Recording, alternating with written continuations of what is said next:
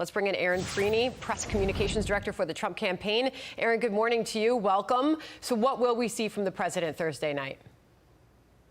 Good morning, Sandra. Thank you for having me. Right. And as Jason indicated, you'll likely see the president give Joe Biden some more time to respond. This is supposed to be a foreign policy focused debate. President Trump clearly has an incredible record of accomplishment on foreign policy, multiple Middle East peace deals. And Joe Biden, even as the Obama-Biden former Secretary of Defense said, has been on the wrong side of every foreign policy and national security issue for the last 40 years. So he's got a huge record he has to try and defend, whether it's endless wars or sending millions of dollars in cash to Iran. There are questions that need to be asked and answered. Plus, the information we're seeing coming out of these New York Post reporting that Fox News has verified as well regarding emails and possibly being compromised by foreign entities and foreign governments on Joe Biden's side. These are serious questions that need to be asked and answered. Okay, so to go back to your original point there about giving Joe Biden more time to respond, is that a change in strategy on the Trump campaign and on the part of the president,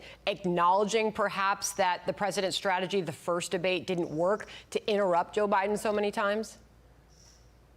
Well, I think that, President Trump was certainly interrupted by Savannah Guthrie about, 70 some odd times during the town hall we saw this week. And listen, this is a foreign policy focused debate. You will see Joe Biden have to try and articulate why he's been such an abject failure on foreign policy here in the United States and what that would look like. Remember, Joe Biden was against taking out Osama bin Laden, and he was against taking out known terrorist Soleimani. He has been on the wrong side of these things, and absolutely you will have to hear him answer these questions. 47 years of failure on Joe Biden's foreign policy parts versus President Trump's 47 months of America First success and bringing our troops home. That's a stark contrast, and it's one you will see this week. Okay, here's more from Jason Miller on Fox News Sunday over the weekend, talking about the president's strategy and specifically what we might see when it comes to questions on court packing for Joe Biden. Listen.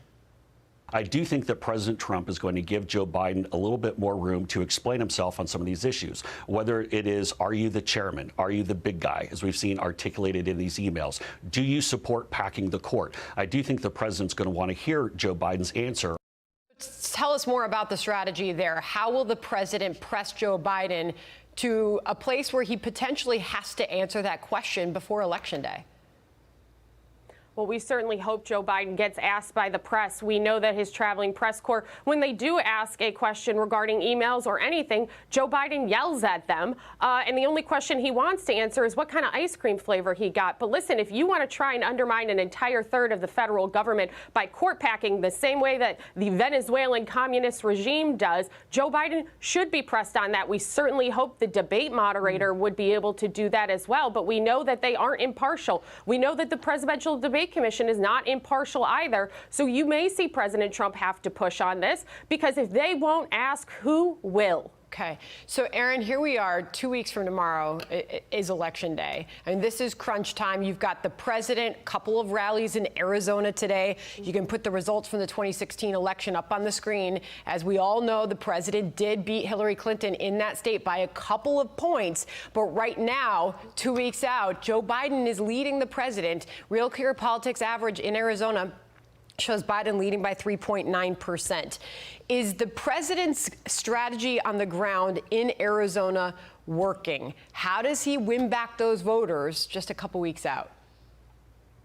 Well, this is a tale of two different campaigns. You see President Trump crisscrossing the country, being in Arizona and Nevada, Michigan, Wisconsin, Florida, Pennsylvania. You see the president everywhere. And Joe Biden, because he's a bad candidate with bad policies, has to try and stay home to get ready to defend 47 years of failure versus President Trump's 47 months of success. Listen, our ground game is extensive in Arizona. We have made over 700,000 door knocks, and every time we knock a door, a voter is 17% more likely to show up. We have made 6 million phone calls in Arizona alone. We are within the margin within most of the polling, and actually recent polling where you have seen even them oversample Democrats and undersample Republicans, you see that more than 2/3 of voters on the Republican side are voting for President Trump because they support him, while only about a quarter of Democrats are voting for Joe Biden because they support him. Okay. That's a clear contrast, and every time we talk to a voter on the phone or at at their door,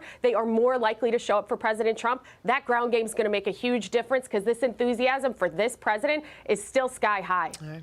We will hear from the president himself on Thursday night debating Joe Biden, a big moment in this campaign for both candidates. Erin Perini from the Trump campaign. Erin, thank you.